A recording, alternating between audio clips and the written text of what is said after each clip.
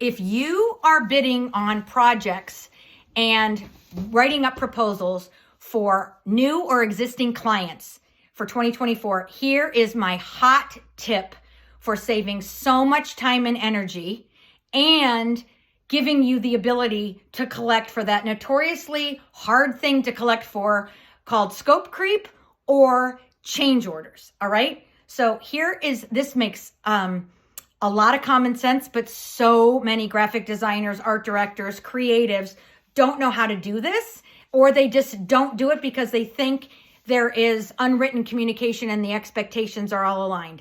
That rarely ever happens. So here's the deal. As you're writing up your proposal, be very crystal clear in writing in your proposal, the timeline, the number of edits, the turnaround time on all the edits, what you're responsible for, what the client's responsible for, what are the deliverables, what's the outcome, is it a workshop, is it a trade show, what is it that you're doing this for?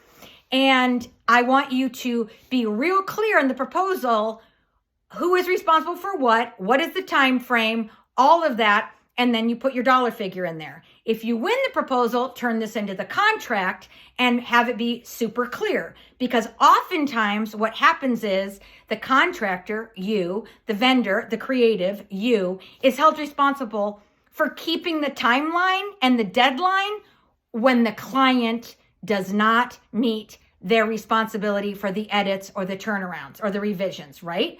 Or they change the number of photographs or the number of things that you're required to take care of, right? Or they add the social media campaign to what you're in charge of. Okay, the way to avoid miscommunication or a lack thereof, and the way for you not to have awkwardness and stress and overwhelm with the client is to make sure you're super clear in the proposal. And it's that simple. You're going to look like the professional that you are, the subject matter expert that you are, and you need to spell it out.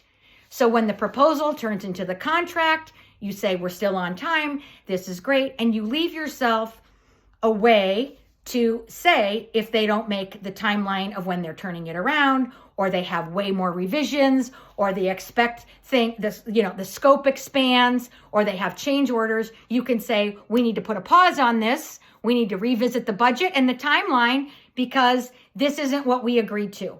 And I'll do another video on the language around all of that and what you can put in your contract for that. But here's the thing, that doesn't reduce the need and the validity of absolutely having your proposals and your contracts crystal clear about what you're responsible for and what they're responsible for and the timeline and the deliverable. That is going to save you so much headache in communicating down the line. That's your back pocket strategy for the week. Make it a great week.